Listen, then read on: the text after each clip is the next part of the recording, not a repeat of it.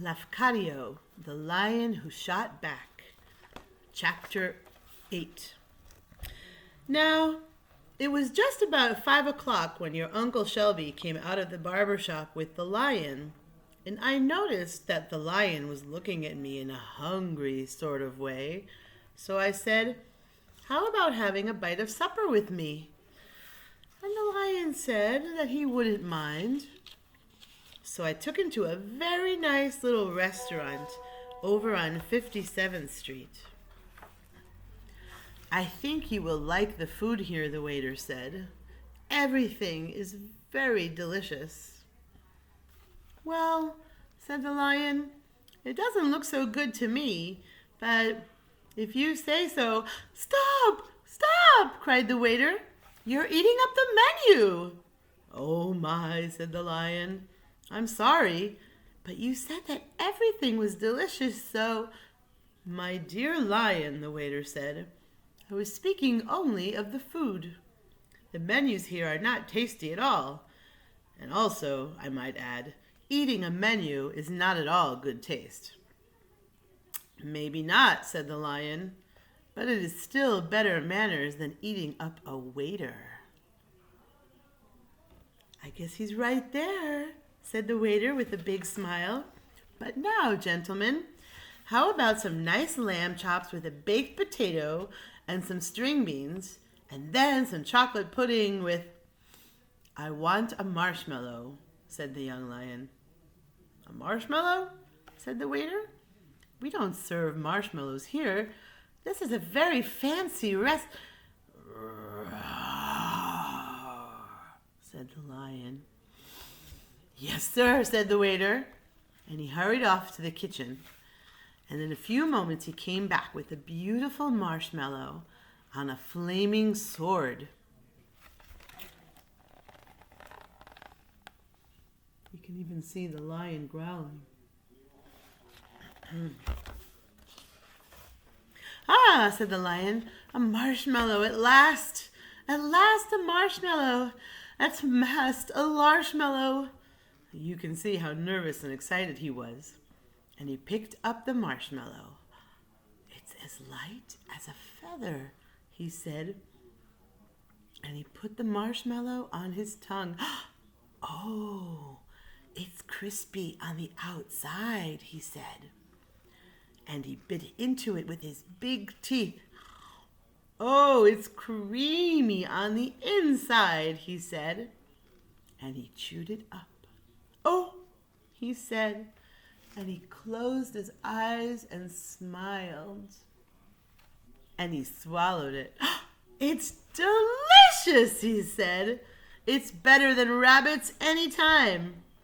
"More marshmallows!" cried the lion. "More marshmallows!"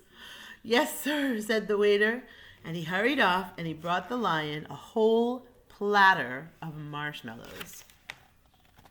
Look at those marshmallows. The waiter doesn't look too happy, I have to say.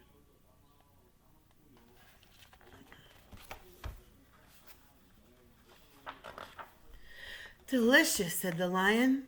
"More marshmallows." And the waiter brought him a southern fried marshmallow. "Wonderful," said the lion. And he brought him a marshmallow in tomato sauce. "Scrumptious," said the lion. And he brought him a boiled marshmallow and a scrambled marshmallow and a poached marshmallow and marshmalloop, which is marshmallow soup, and marshmallops, which is a marshmallow chop, and marshmallow, which is marshmallow stew, and marshmallet, which is a marshmallow omelet, and everything.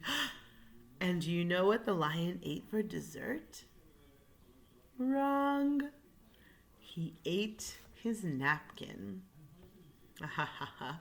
That's a good joke on you. Finally, the lion leaned back in his chair and patted his stomach. "I feel wonderful," he said. And he smiled and wiped his mouth with his tail. "Now I must have a suit. A gentleman shooter's suit. Tell me, Uncle Shelby, do you know of a good tailor? A good tailor? My boy, I said, your old Uncle Shelby is the best dressed man in this city and possibly the world. I will take you to my own personal tailor, and he will make you the most beautiful suit that any lion ever had. And so the young lion and your Uncle Shelby walked arm in arm to the tailor shop on Taylor Street. And when we went inside, and there were the tailor and the tailor's assistant and the tailor's assistant's assistant. "Hi, tailors," said the lion. "Make me a beautiful suit." "A suit for a lion?" said the tailor. "Definitely not."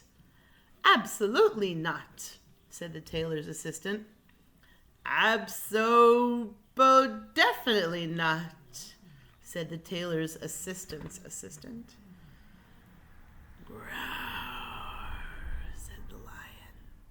"Oh, yes, sir," said the tailor. "Oh, definitely," said the tailor's assistant. "Oh, positively," said the tailor's assistant's assistant. "How about a nice brown tweed suit?" said the tailor.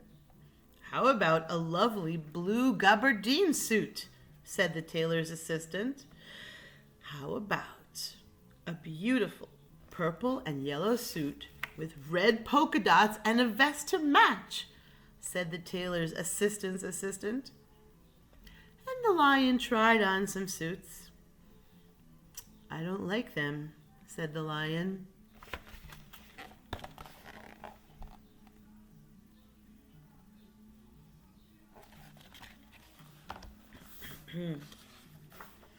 "How about a nice white marshmallow suit?"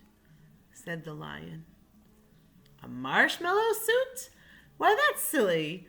You can't make a suit out of marshmallows." "Roar," said the lion. "Yes, sir," said the tailor. "Oh, definitely yes," said the tailor's assistant. And the tailor's assistant's assistant didn't say anything because he was already down at the candy store buying up all the marshmallows he could find. And after a while, he came back with a whole load of marshmallows. And the three tailors put their heads together and tried to figure out a way to make a marshmallow suit. Now, first they tried to sew it with a needle and a thread, but it didn't work. Oh, look.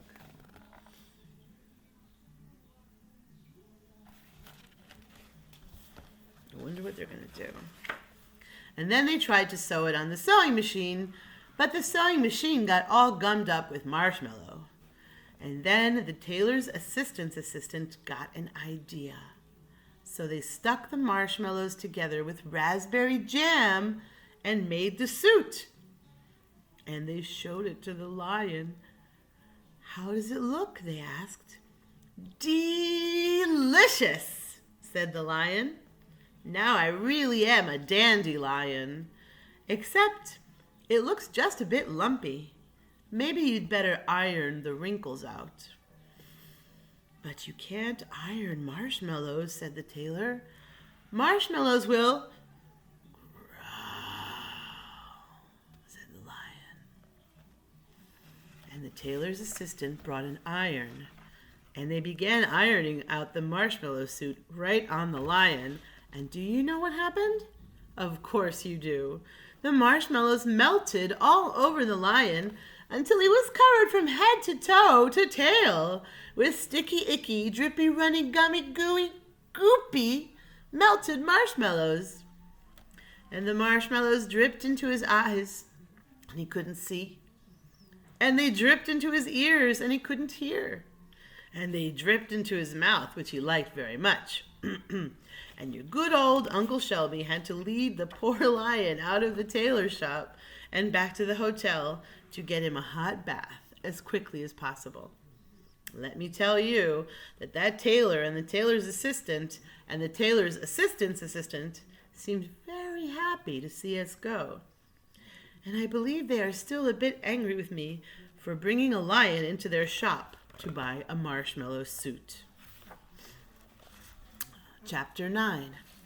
Well, we finally got to the hotel, And after we had gone up and down in the elevator 28 times, we went to meet the circus man. And he made the young lion take another bath to get all the marshmallow off. And then he asked me if I would stay for a glass of buttermilk. And I said, yes, I will.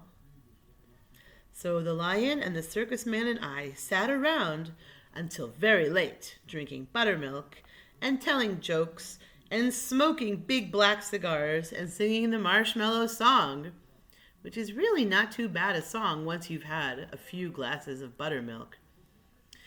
Well, I think we had all better get a good night's sleep, said the circus man finally, because tomorrow things are really going to start popping for Lafcadio the Great, the star of the Finchfinger Circus. Who is Finchfinger? Asked the young lion. That is I, said the circus man. And who is Lafcadio the Great? Asked the lion. That is you, said the circus man. But my name is Grumph or Mumph or something like that, said the young lion. Don't be silly, said the circus man. You can't say Grumph the Great or Mumph the Great or something like that, the Great. From now on, your name is Lafcadio. And let me tell you, Lafcadio the Great, that tomorrow morning things are really going to start popping for you. Well, let me tell you, old Finchfinger wasn't just kidding. The very next morning, there was a great big parade for Lafcadio the Great, all the way from the hotel to the circus tent. And the band was playing, and the sun was shining, and Lafcadio the Great was riding in a big golden convertible. And the band was playing, oompa, oompa, oompa, and the people were cheering, hurrah, hurrah, and yay, and whoopee, and wow. And 2, 4, 6, 8, who do we appreciate? Lafcadio, Lafcadio, Lafcadio the Great, yay! And they threw confetti at Lafcadio, who was so happy that he smiled at everybody and opened his mouth and caught some of the confetti and ate it. Can you see? And everybody cheered, and he waved his tail all around and curled his mustache, and he honked the honk of the car. Honk, honk. And the band played oompa, oompa, oompa, oompa, boom, and boom, appa, appa, oompa, oompa. And the crowd kept yelling, yay, yay, hooray. And Lafcadio the Great was the happiest lion in all the world. I think this is where we stopped last time. It's in the middle of chapter 9. And the next time it's my turn to read, we will continue with Lafcadio the Great's amazing parade.